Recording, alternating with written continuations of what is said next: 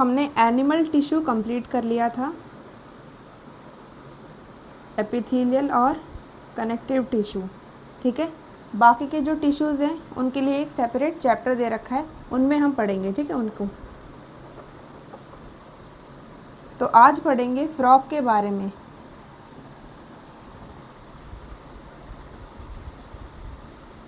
Frog मतलब मेंढक के बारे में पढ़ेंगे, ठीक है। सबसे पहले तो फ्रॉग की क्लासिफिकेशन देख लेते हैं।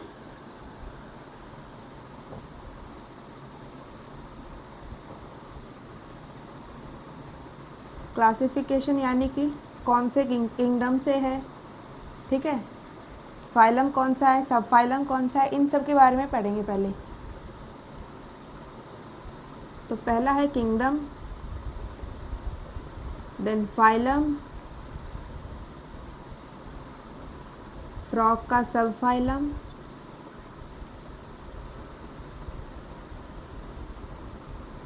सुपर क्लास, क्लास,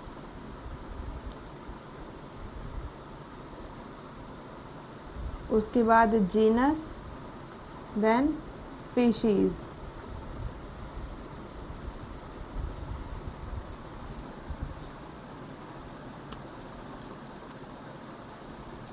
तो किंगडम होता है फ्रॉग का एनिमेलिया, एनिमल है तो एनिमेलिया किंगडम होगा। फाइलम होता है इसका कॉर्डेटा,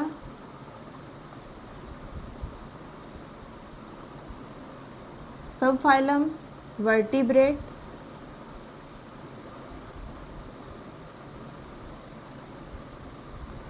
सुपर क्लास होती है इसकी टेट्रापोडा, क्लास है मैमेलिया, सॉरी एम्फीबिया, मैमेलिया नहीं होती है, एम्फीबिया है। जीनस में राना, और स्पीशीज़ कौन सी है,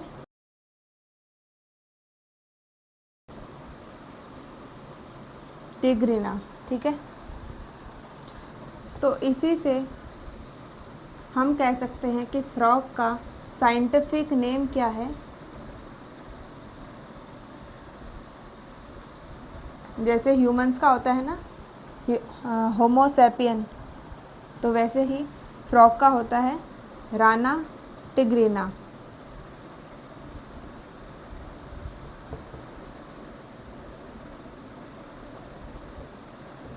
और साइंटिफिक नेम को हम ऐसे अंडरलाइन करते हैं जब हम अपने हाथों से लिख रहे हैं तो, ठीक है। अगर प्रिंट कर रहे हैं तो उसको इटैलिक में प्रिंट करते हैं।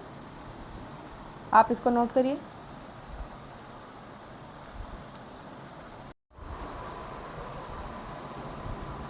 अब देखिए जो फ्रॉग है ये कहाँ मिलता है, फाउंड इन एम्फीबिया है, यानी कि ये वाटर में भी होगा और लैंड पे भी होगा, ठीक है। So found in water,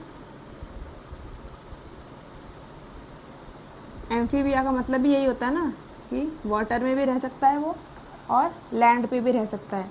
so found in water and on land.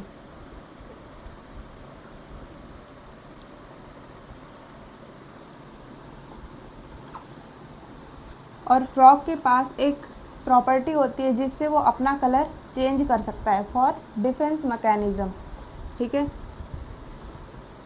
Can change colour,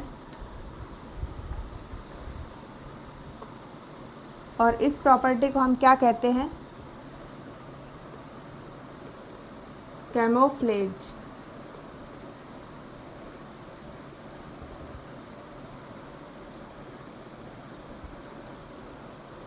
ये रंग बदल सकता है अपना, ठीक है। और जो फ्रॉग्स हैं ये होते हैं कोल्ड ब्लडेड, और इनको पर किलो थर्मिक भी कहा जाता है। कोल्ड ब्लडेड का मतलब क्या है, इसको समझिए। इसका मतलब ये है कि जो फ्रॉग है वो अपने बॉडी के टेम्परेचर को कांस्टेंट नहीं रख सकता।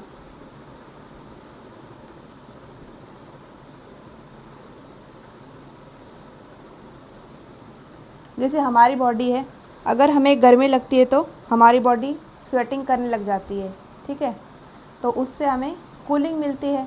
जब स्वेट एवेपोरेट होगा तो एवेपोरेशन क्या कॉज करता है, कूलिंग करता है। तो गर्मी है तो हमारी बॉडी क्या करेगी, स्वेटिंग करेगी, और उससे जो स्वेट है वो क्या हो जाएगा, एवेपोरेट, और उससे हमारी बॉडी कूल हो जाएगी, ठीक है। गर्मी में तो ये मैकेनिज़्म होता है। और सर्दियों में क्या होता है, हमारी जो बॉडी है वो कांपने लग जाती है, शिवरिंग करने लग जाती है, ठीक है, जिससे हमारी बॉडी के अंदर हीट जनरेट होती है, और इस वजह से हम अपने जो बॉडी का टेम्परेचर है उसको मेंटेन रखते हैं। लेकिन फ्रॉग में ऐसा नहीं है। जो हमारी बॉडी है ना, उसको हम क्या बोलते हैं, वार्म ब्लडेड। जैसे मैमल्स एंड एव्स जो होते हैं ये होते हैं वार्म ब्लडेड, और जो बाकी के हैं वो सभी होंगे कोल्ड ब्लडेड, यानी कि वे अपने बॉडी का टेम्परेचर कांस्टेंट नहीं रख पाते हैं, ठीक है, अकॉर्डिंग टू एनवायरनमेंट। एनवायरनमेंट के अकॉर्डिंग अपनी बॉडी का टेम्परेचर कांस्टेंट नहीं रख सकते, इसीलिए ये समर स्लीप में चले जाते हैं, ठीक है। और इसको कहा जाता है एस्टिवेशन, समर स्लीप को, ठीक है। और सर्दियों में विंटर स्लीप में चले जाते हैं।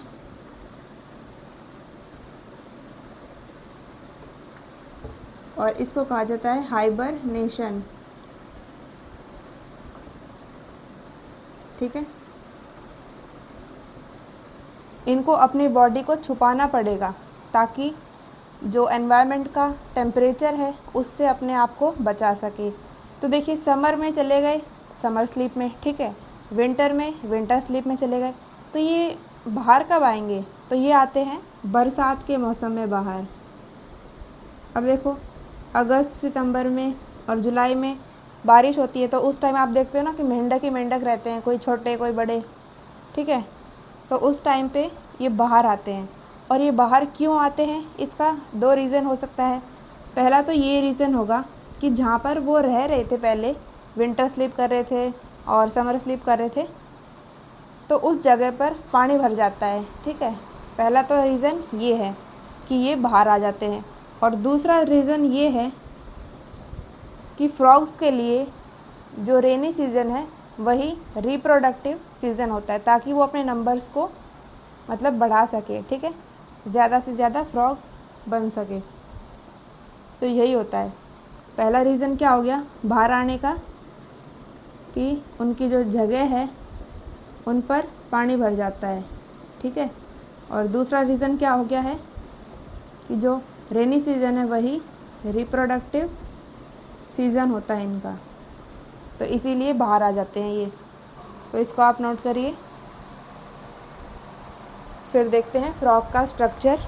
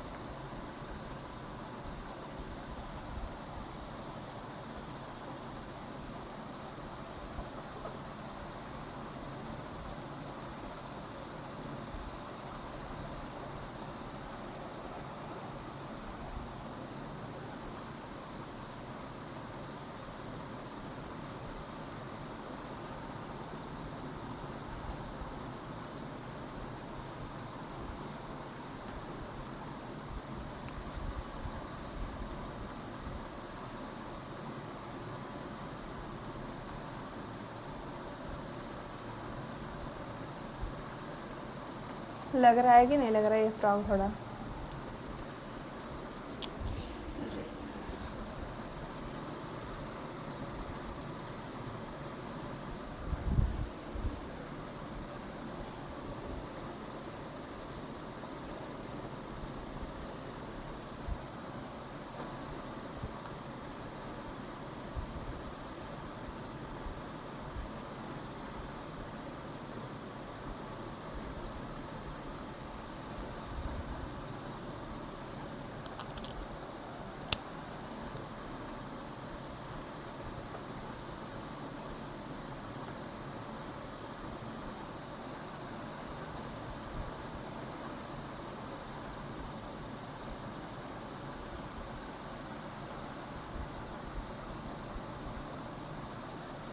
थोड़ा ब्लैक कलर का यूज़ कर लेते हैं, ठीक है।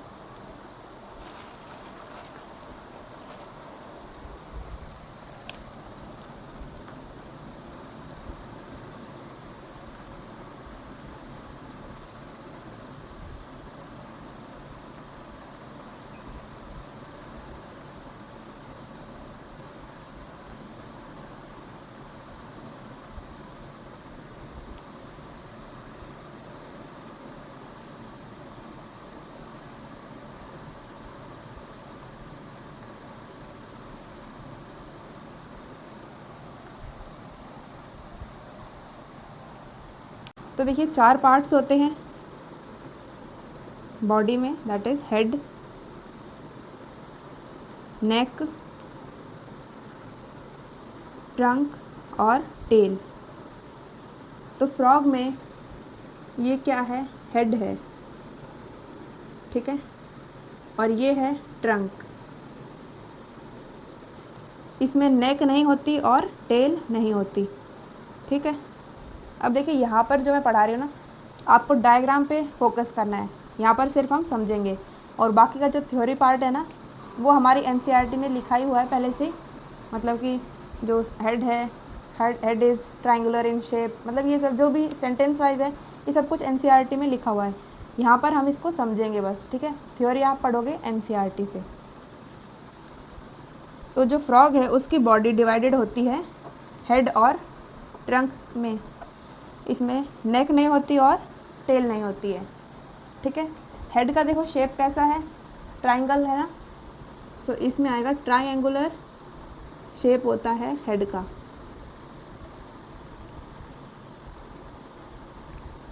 ठीक है। और ये है फ्रॉग की नॉस्ट्रिल्स, ओके। ये है आँखें, आइज़, और आइज़ में क्या होती हैं? आईलिड्स प्रेजेंट होंगी,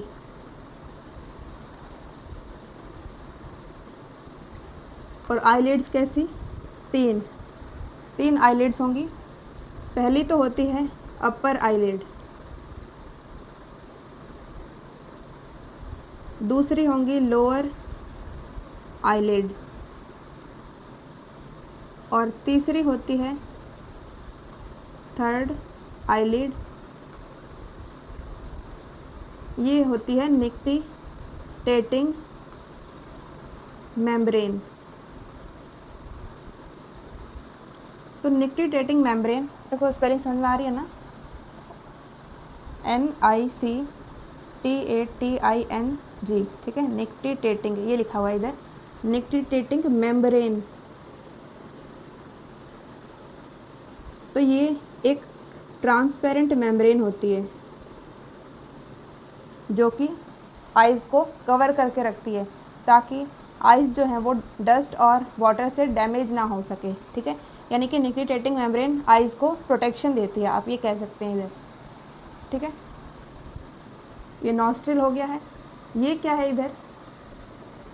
ये है वोकल सैक, और ये प्रेजेंट होता है सिर्फ मेल्स में ओनली, ठीक है। और ये प्रोड्यूस करेंगे क्रोकिंग साउंड, जो साउंड आता है ना टर टर का, वो यहीं से ही प्रोड्यूस होता है, ठीक है। और ये वोकल सैक कहाँ पर प्रेजेंट है? वेंट्रल साइड में। और वेंट्रल और डॉर्सल का आपको मतलब पता ही होगा। देखो ये है एक बच्ची, ठीक है, इसकी मम्मी ने, जैसे सर्दी के टाइम पे स्वेटर पहनते हैं ना हम, तो इसकी मम्मी ने इसको एक स्वेटर ला के दी है हाफ बाजू की, ठीक है। और उसका जो गला है वो कैसा है? वी शेप का गला है। तो वी, जहाँ पर वी शेप का हम गला पहन रहे हैं वो साइड होती है वेंट्रल, ठीक है। और जो पीछे की साइड है वो क्या है? डॉर्सल। यानी कि आगे की साइड को हम कहते हैं वेंट्रल और पीछे की साइड को हम कहते हैं क्या? डॉर्सल, ठीक है। अब देखो ये जो हम व्यू देख रहे हैं फ्रॉक का, ये पीछे का है, जो हम देखते हैं ना ऊपर से, वो व्यू है, ठीक है। ये पीछे से देख रहे हैं हम, यानी कि पीछे वाला हिस्सा क्या होगा? डॉर्सल होगा। और जो आगे का हिस्सा है उसको क्या कहेंगे? वेंट्रल। तो जो वोकल सैक है ये प्रेजेंट होता है वेंट्रल साइड में, ठीक है।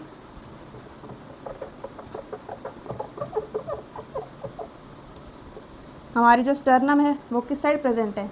वेंट्रल साइड में प्रेजेंट है। और रीढ़ की हड्डी डॉर्सल साइड में प्रेजेंट है, ठीक है। तो वोकल सैक हो गए वेंट्रल साइड में प्रेजेंट, ओके। यहीं से टर टर का जो साउंड है वो प्रोड्यूस होता है। और ये क्या है? रेड कलर के, यहाँ लिख देती हूँ, ठीक है। ये रेड कलर का है टिम्पेनम। टिम्पेनम क्या होता है? ये होता है ईयर। ये फ्रॉक के ईयर हैं, ठीक है, ये और ये, ठीक। ये है फोर लिम्ब।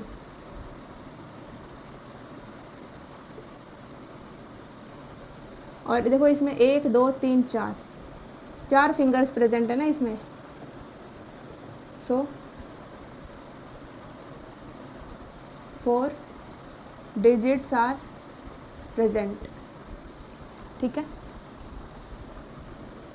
अब इनके अंदर थंब प्रेजेंट नहीं होता, अंगूठा नहीं होता इनमें, थंब इज़ एब्सेंट। यानी कि जो फ्रॉग है वो किसी को थम्स अप नहीं कर सकते। अब देखिए थंब की जगह पर ये प्रेजेंट होता है और इसका नाम है कॉपुलेटरी पैड, ठीक है। ये जो थोड़ा सा फूला हुआ हिस्सा है ना, जो कि ब्लैक कलर से हमने बनाया है, ये है कॉपुलेटरी पैड। अब देखिए जैसे हमारे फिंगर है, ठीक है, हमारा हाथ है, ये छोटी वाली उंगली, ये ऐसे, और ये थंब। तो थंब में एक ये और एक ये, कितने फैलेंजेस हैं? 2 हैं। इसमें 1 2 3, 1 2 3, यहाँ पर भी 3 होंगे और छोटी वाली में भी 3 होते हैं। तो इनको कहा जाता है डिजिटल फार्मूला।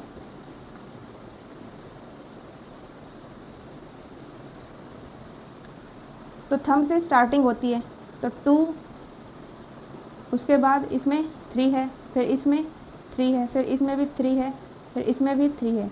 तो ये है हमारा डिजिटल फार्मूला, ठीक है। और जो फ्रॉग है इसमें 4 लिम्ब में डिजिटल फार्मूला होता है 0 2 2 3 3। 0 क्यों है? क्योंकि इसमें थंब तो है ही नहीं, और स्टार्टिंग किससे होती है? थंब से होती है, ठीक है। तो ये हो गया है कॉपुलेटरी पैड, और ये सिर्फ मेल्स में प्रेजेंट होता है ओनली, फीमेल्स में नहीं होता। यहाँ से डिफ्रेंशिएट हम कर सकते हैं कि फीमेल कौन सा है और मेल कौन सा है, ठीक है। और जो वोकल सैक है वो भी सिर्फ मेल्स में होता है, फीमेल में नहीं होता, ठीक है। यानी कि मेंढक में होगा, मेंढकी में नहीं प्रेजेंट होगा ये। फिर देखिए ये है लोअर लिम्ब।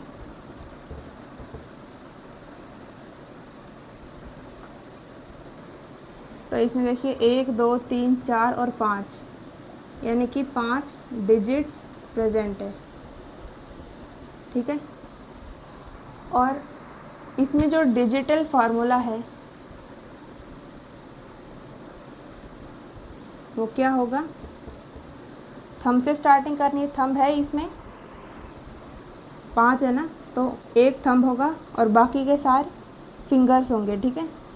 ये 4 फिंगर्स है और एक थंब है, तो इसमें फॉर्मूला होगा आपका 2 3 3 4 3। तो डिजिटल फार्मूला क्या है, फिर से लिख देती हूँ यहाँ पर मैं, नंबर ऑफ फैलेंजेस, ये बताता है हमको कौन, डिजिटल फार्मूला। और जो ये है ना लोअर लिम्ब, ये कैसी हैं, मोर मस्कुलर है, लॉन्गर है, किसके कंपैरिजन में, 4 लिम्ब के कंपैरिजन में, ठीक है। 4 लिम्ब से लंबी होती हैं और मस्कुलर होती हैं, ठीक है। ये है स्किन,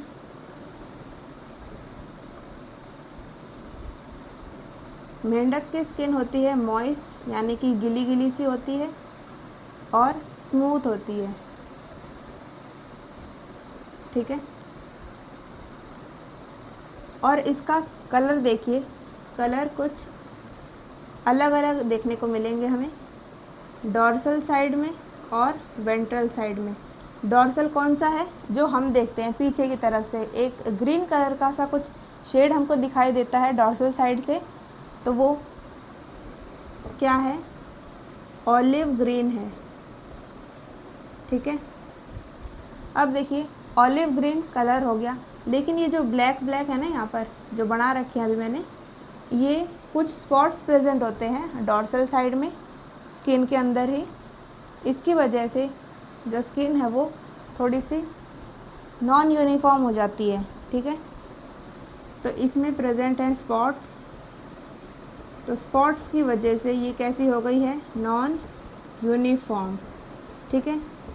और वेंट्रल साइड में, यानी कि इसका जो आगे का हिस्सा है उस साइड में स्किन का कलर होता है पेल येलो, यानी कि फीका पीला।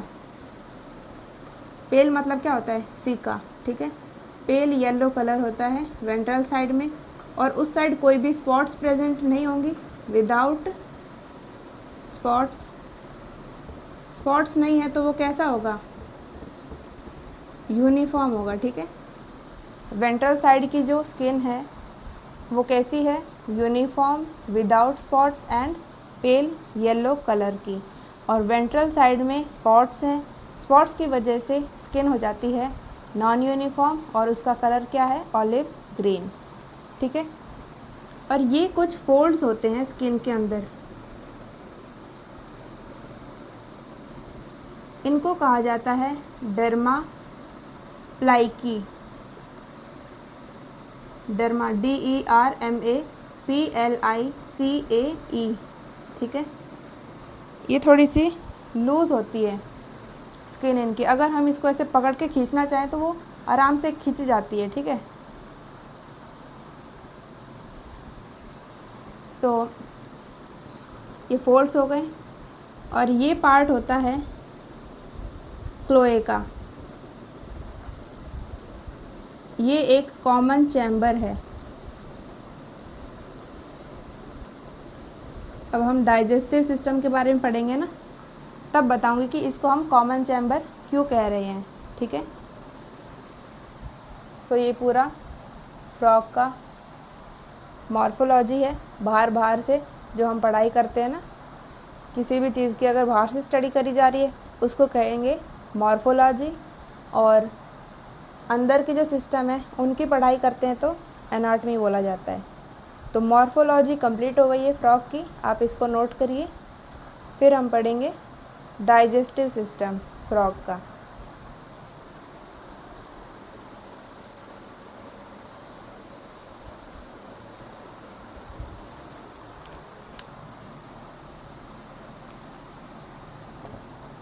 तो अब हम पढ़ेंगे डाइजेस्टिव सिस्टम को, वही सेम तरीके से पढ़ेंगे कि डायग्राम से समझेंगे, और जो बाकी थ्योरी पार्ट है वो तो एनसीईआरटी में दे ही रखा है। जब थ्योरी लिखी हुई है तो उसको बार बार लिखने से कोई मतलब नहीं है ना, हमें कॉन्सेप्ट समझ में आना चाहिए। ठीक है, लिखने से कुछ नहीं होता है, समझ में आना बहुत इम्पोर्टेंट है।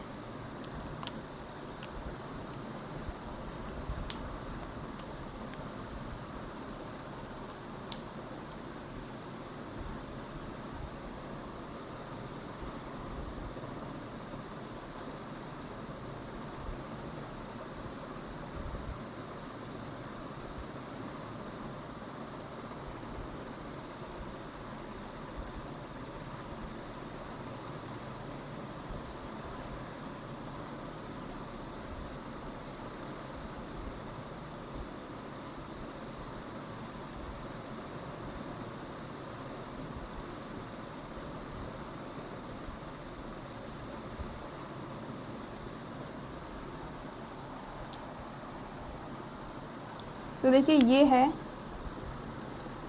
माउथ का एरिया। ठीक है,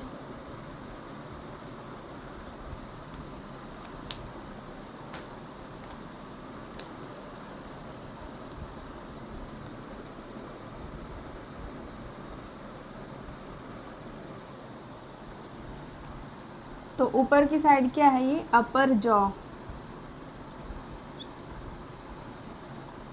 और नीचे है लोअर जॉ। ठीक, तो अपर जॉ में ये जो बना रखे हैं ये क्या है, टीथ हैं। ठीक है, तो अपर जॉ में टीथ प्रेजेंट होते हैं और लोअर जॉ में एब्सेंट होते हैं क्या, टीथ। लोअर जॉ में कोई दांत नहीं है, ऊपर की साइड है, अपर जॉ में प्रेजेंट। ठीक है, अब ये जो दांत हैं इनका काम कोई काटना, खाने को पीसना, खाने को चबाना, ये सब नहीं होता है। तो फिर आप सोचेंगे कि इनका काम क्या है, तो इनका काम होता है फूड को पकड़ना। ठीक है, खाने को ग्रैस्प करना। अब आप ये सोच रहे हो कि जब दांत प्रेजेंट है तो ये खाने को चबाएगा क्यों नहीं, काटेगा क्यों नहीं। ठीक है, उसका रीज़न ये है कि जो लोअर जॉ है ना, यहाँ पर कोई भी दांत प्रेजेंट नहीं है। अब देखो, खाना अगर इसने अपने मुंह में रख भी लिया तो ये कैसे चबा पाएगा, क्योंकि नीचे के साइड में दांत ही नहीं है। अब देखो, ये अगर ज़्यादा प्रेशर लगाए कि भाई ऊपर वाले दांत से ही खाना है, ठीक है, खाने को चबाना है ऊपर वाले दांतों से, वो ज़्यादा प्रेशर लगा देगा तो जो नीचे का ये जो जॉ है, लोअर जॉ, इसमें होल्स भी हो सकते हैं, झक्के हो जाएंगे। ठीक है, तो फ्रॉग को ही दिक्कत होगी और फ्रॉग ऐसा करना नहीं चाहता। तो इसीलिए जो दांत हैं उनका फंक्शन क्या है, फूड को ग्रैस्प करना, ना कि फूड को ग्राइंड करना, कट करना। ये सब इन दांतों का काम नहीं होता। ठीक है, और मेंढक के दांत कैसे होते हैं, होमोडोंट, यानी कि सारे दांत कैसे हैं, सेम है, एक जैसे दांत हैं सारे के सारे। और दूसरा, ये होते हैं पॉलीफायोडोंट।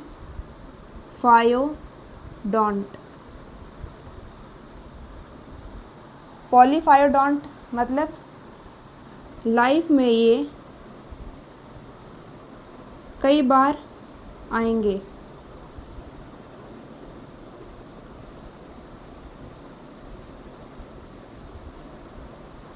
कहाँ से आएंगे, शॉपिंग करके आएंगे क्या, तो ऐसा नहीं है। ठीक है, होमोडोंट जैसे हमारे दांत हैं। ठीक है, हमारे दांत कुछ पहले ऐसे हैं, फिर थोड़े से ऐसे पॉइंटेड हैं, उसके बाद जिसको हम कहते हैं जाड़, ठीक है, वो कुछ अलग तरीके से हैं। मतलब सारे दांत अलग अलग तरीके के हैं ना। तो हम में कैसे हैं, हेट्रोडोंट है, लेकिन मेंढक के दांत कैसे हैं, होमोडोंट। होमो मतलब सेम, ठीक है, सेम दांत हैं। और पॉलीफायोडोंट, हमारे अंदर क्या होता है, ह्यूमंस में डाईफायोडोंट होता है, यानी कि लाइफ में 2 बार आएंगे। पता है ना आपको, एक होता है टेम्पररी टीथ और दूसरा परमानेंट। तो जो टेम्पररी वाले हैं वो टूट जाते हैं, उसके बाद नए दांत आते हैं, और जो नए दांत आएंगे वो परमानेंट रहेगा, ठीक है, लाइफ टाइम, जब तक हम बूढ़े हो जाएंगे तब तक वही परमानेंट दांत चलेंगे। लेकिन फ्रॉग में ऐसा नहीं होता, इनमें होगा पॉलीफायोडोंट, यानी कि लाइफ में कई बार आएंगे, टूट गए उसके बाद फिर से आ जाएंगे, फिर से टूट गए तो फिर से आ जाएंगे, मतलब कई बार आएंगे, ठीक है, ये मतलब है इसका। और ये है फ्रॉग की जीभ, टंग, ठीक है। और ये टंग कैसी होती है? लंबी होती है, long, folded, sticky and by lobed, LOBED, ठीक है। लॉन्ग मतलब समझ में आ गया आपको कि लंबी जीभ होती है इनकी। फोल्डेड यानी कि फोल्ड रहती है, जैसे देखिए एक मार्कर रख देती हूँ मैं साइड में।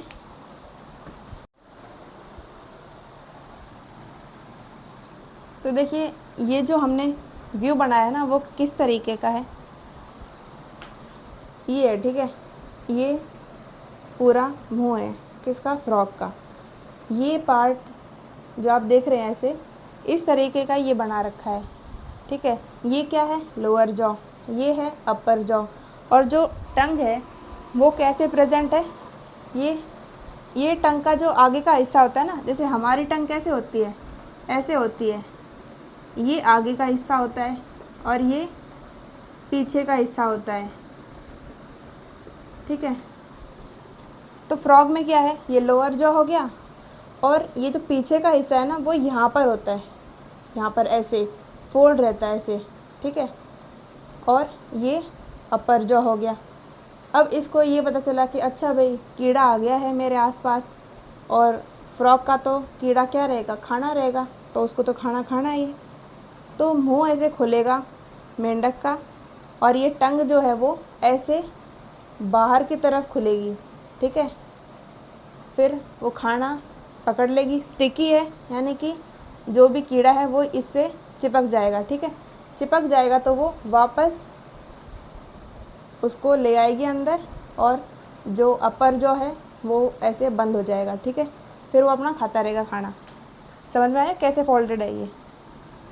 तो इसकी जीभ होती है लॉन्ग, लंबी होती है, फोल्डेड होती है और स्टिकी होती है ताकि जो फूड है उसको स्टिक करके अपने अंदर ले आए। और बाई लोब्ड यानी कि जैसे हमारी है टंग ऐसे है, ठीक है, और ये जो मेंढक की है ये कुछ ऐसे हैं, यानी कि दो लोब्स, एक लोब और ये दूसरा लोब, ठीक है। ये एक लोब है और ये दूसरा लोब है, ठीक है। तो इसको हम कहेंगे बाई लोब्ड है ये। समझ में आया? ये क्या है? ये है गलेट। गलेट ओपनिंग है एक किसकी? ईसोफेगस की। और ये कहाँ जाएगी? डाइजेस्टिव सिस्टम की तरफ कंटिन्यू करेगी, ठीक है, आगे। ये होती है ग्लॉटिस। ग्लॉटिस से ये लंग्स की तरफ जाएंगे, ठीक है, रेस्पिरेटरी सिस्टम की तरफ, और ये डाइजेस्टिव सिस्टम की तरफ। इसको नोट करो। उसके बाद हम देखेंगे कि ईसोफेगस कहाँ पर प्रेजेंट है, लीवर कहाँ है, पेनक्रियाज, ठीक है, स्टमक, इंटेस्टाइन, ये सब हम देखेंगे अभी। तो डायग्राम से समझ में आ रहा है ना आपको? क्योंकि ये एक अच्छा तरीका है अपने माइंड में सारी चीज़ों को फिट करने का।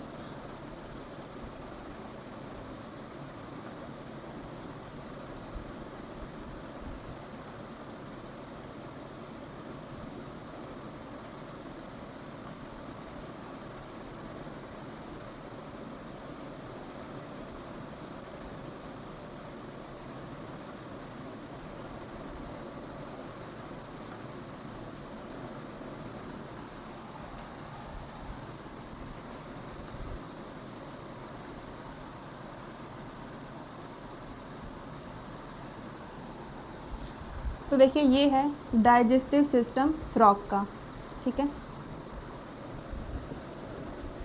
तो ये जो ओपनिंग है हमने पढ़ी थी ना, ऐसे ऐसे था कुछ, फिर ऐसे, ये क्या था, गलेट थी, तो वही ये ओपनिंग है, ठीक है। गलेट, खाना उसने अपने मुंह में रख लिया, उसके बाद जो आगे का प्रोसेस है उसको समझिए। अब काफ़ी ऐसी बातें होंगी जो मैं यहाँ पर लिखूँगी नहीं, लेकिन बोलूँगी ज़रूर, तो आप उसको नोट कर लेना, ठीक है, खुद से, जैसे आप समझ सको उस लैंग्वेज में उसको नोट कर लेना। तो ये गलेट है, यानी कि ओपनिंग है ईसोफेगस की। ये क्या है, ईसोफेगस है।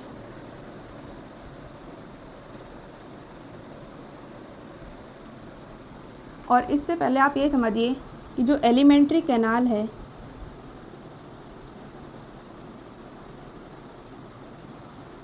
वो किसी किसी में छोटा होता है, ठीक है, उसकी लेंथ छोटी होती है, और किसी किसी में इसकी लेंथ काफ़ी ज़्यादा होती है, ठीक है। जैसा कि फ्रॉग है, फ्रॉग क्या है, एक कार्निवोर है, तो इसकी जो एलिमेंट्री कैनाल है वो छोटी होती है, शॉर्ट होती है। यहीं अगर काऊ है, काऊ क्या है, हर्बीवोर, तो हर्बीवोर्स की एलिमेंट्री कैनाल लंबी होती है। अगर आपसे रीज़न पूछा जाए कि हर्बीवोर्स की एलिमेंट्री कैनाल लंबी क्यों होती है, तो इसका रीज़न ये होगा कि जो हर्बीवोर्स हैं उनके फूड में प्रेजेंट होता है सेलुलोज, ठीक है, और सेलुलोज का जो डाइजेशन है वो टाइम टेकिंग प्रोसेस होता है। तो इसका मतलब ये है कि फूड को एलिमेंट्री कैनाल में काफ़ी देर तक रखा जाएगा।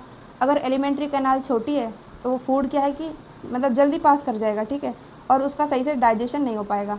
तो इसीलिए हर्बीवोर्स में सेलुलोज के डाइजेशन को कंप्लीट करने के लिए एलिमेंट्री कैनाल लंबी प्रेजेंट होती है, ठीक है। तो हर्बीवोर्स में एलिमेंट्री कैनाल लंबी है क्योंकि उसमें सेलुलोज है और उसको टाइम लगता है डाइजेशन करने में, ठीक है, डाइजेशन होने में टाइम लगेगा सेलुलोज का। और कार्निवोर में क्या है, इनमें कोई सेलुलोज प्रेजेंट नहीं होती इनके खाने में, तो इनकी एलिमेंट्री कैनाल छोटी होती है, ठीक है। ये बस कीड़े मकोड़े ही खाते हैं और उनके अंदर कोई सेलुलोज तो प्रेजेंट होगी नहीं। तो ये ईसोफेगस है, ये गलेट है, और ये जो हमने बनाया है ये है लिवर।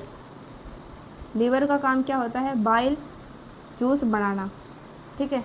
तो इधर से बाइल जूस आएगा, इधर से आएगा, और ये कहाँ जाएगा, इसमें, और ये क्या है, गॉल ब्लैडर। गॉल ब्लैडर में बाइल जूस स्टोर होगा, ठीक है। ये क्या है, ये डक्ट, ये पाइप है ना, पाइप को बायो की लैंग्वेज में क्या बोलते हैं, डक्ट बोलते हैं। तो इन डक्ट में क्या है, बाइल प्रेजेंट है, ठीक है, जो कि लीवर बना रहा है।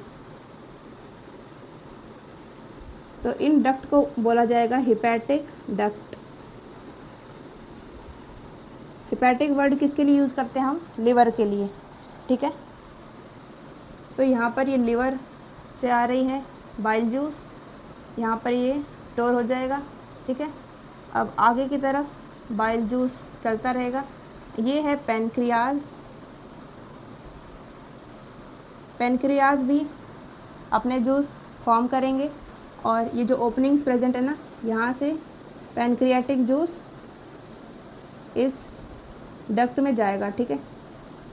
यानी कि ये डक्ट कौन सी हो गई है, तो इसका नाम हो जाएगा कॉमन बाइल डक्ट,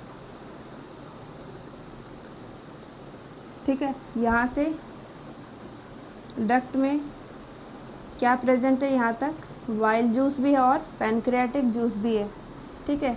खाना यहाँ से आएगा और कहाँ जाएगा, स्टमक के अंदर आ जाएगा।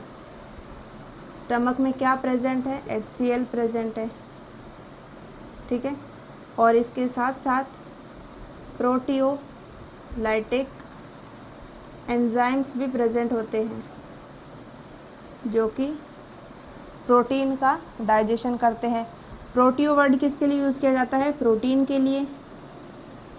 और लाइटिक ब्रेकडाउन, यानी कि प्रोटीन का जो ब्रेकडाउन करेंगे वो एंजाइम्स प्रेजेंट होते हैं, ठीक है। अब देखिए यहाँ पर पैनक्रियाटिक जूस भी है, ठीक है, और बाइल जूस भी है, दोनों प्रेजेंट है। और ये कौन सा पार्ट है? ड्यूडेनम पार्ट है ये, ठीक है। ये है इंटेस्टाइन, और इंटेस्टाइन का ही एक पार्ट होता है ना ड्यूडेनम, तो वो यहाँ पर प्रेजेंट है। अब देखिए यहाँ पर बाइल है और पैनक्रियाटिक जूस है। तो बाइल का काम क्या होता है? बाइल जूस का काम इमल्सिफिकेशन ऑफ फैट। इमल्सिफिकेशन यानी कि छोटे छोटे टुकड़ों में तोड़ देना, ठीक है। फैट्स को छोटे छोटे ड्रॉपलेट्स में तोड़ देगा बाइल जूस। और जो पैनक्रियाटिक जूस है इसके अंदर होता है प्रोटीन, कार्बोहाइड्रेट और फैट को डाइजेस्ट करने वाले एंजाइम्स, ठीक है। तो यहाँ पर ड्यूडेनम है, उसके बाद ये पूरा इंटेस्टाइन है, ठीक है। यहाँ पर एब्जॉर्प्शन का काम होगा। एब्जॉर्प्शन का काम है यानी कि यहाँ पर माइक्रोविलाई प्रेजेंट होंगी, ठीक है।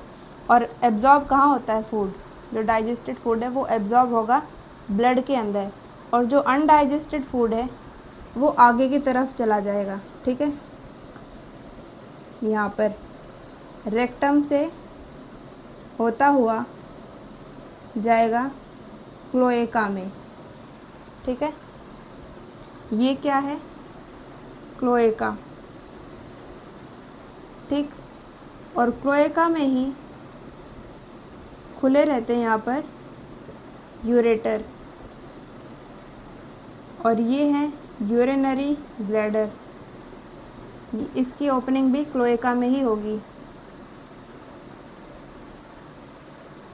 ठीक है। अब जो यूरेटर है इससे यूरिन भी आती है प्लस जेनाइटल सब्सटेंस भी आते हैं मेल्स में, ठीक है। वो सब कहाँ ओपन होंगे? क्लोएका में। और उसके बाद क्लोएकल अपेरचर से होकर बाहर खुल जाएगी, ठीक है। ये दिख रहा है ना, क्लोएकल अपर्चर लिखा है मैंने, या फिर यहाँ लिख देती हूँ,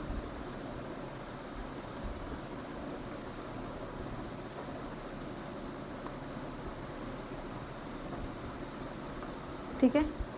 ये जो लिखा है वो ये है। तो आपको समझ में आया कि खाना आएगा ऊपर से, ठीक है, स्टमक में आ गया। यहाँ पर ये लिवर है, लिवर से ये बाइल जूस आएगा, यहाँ पर स्टोर हो जाएगा बाइल गॉल ब्लैडर में, ठीक है। उसके बाद आगे की तरफ चलेगा बाइल जूस यहाँ पर। और ये पैनक्रियाज है, पैनक्रियाज से पैनक्रियाटिक जूस भी मिल जाएंगे यहाँ पर। तो इस डक्ट का नाम क्या हो जाएगा? ये डक्ट हो जाएगी कॉमन बाइल डक्ट। फिर ये ड्यूडेनम में ओपन हो जाते हैं। ड्यूडेनम क्या है? इंटेस्टाइन का एक पार्ट है, ठीक है। और स्टमक में HCl प्रेजेंट है और प्रोटियोलिटिक एंजाइम्स प्रेजेंट है। यहाँ पर हो जाएगा प्रोटीन का ब्रेकडाउन। और आगे की तरफ इस पार्ट में क्या है? बाइल और पैनक्रियाटिक जूस। यहाँ पर इमल्सिफिकेशन ऑफ फैट हो जाएगा और प्रोटीन, कार्बोहाइड्रेट और फैट्स इनका भी ब्रेकडाउन हो जाएगा, ठीक है। बाद में जो डाइजेस्टेड फूड है वो आगे जाके एब्जॉर्ब हो जाएंगे ब्लड के अंदर, और जो अनडाइजेस्टेड फूड है वो चला जाएगा क्लोएका में। क्लोएका में ओपन होते हैं यूरेटर, ये जो है ना, ये यूरेटर हैं, ये ओपन हो रहे हैं। और इसके साथ साथ ये जो यूरिनरी ब्लैडर है ये भी ओपन होता है क्लोएका में। यूरेटर से यूरिन भी आएंगी और जेनाइटल सब्सटेंस भी आएंगे, ठीक है। और फिर क्लोएकल अपेरचर से होती हुई आगे ओपन हो जाती है, ठीक है। अब देखो क्लोएका में यूरेटर भी ओपन हो रहा है, ठीक है। और जो इंटेस्टाइन का जो पार्ट है वो भी ओपन हो रहा है, और यूरिनरी ब्लैडर ये भी ओपन हो रही है। मतलब काफ़ी सारी ओपनिंग इसमें प्रेजेंट है, तो इसलिए हम क्लोएका को कहते हैं कॉमन चैम्बर, ठीक है। तो ये पूरा इसका डाइजेस्टिव सिस्टम कंप्लीट हो जाता है। तो आप इसको नोट करिए।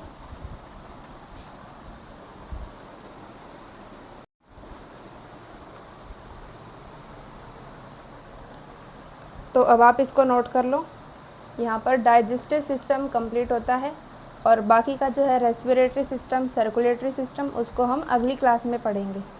ठीक है, आज की क्लास यहीं तक रखते हैं।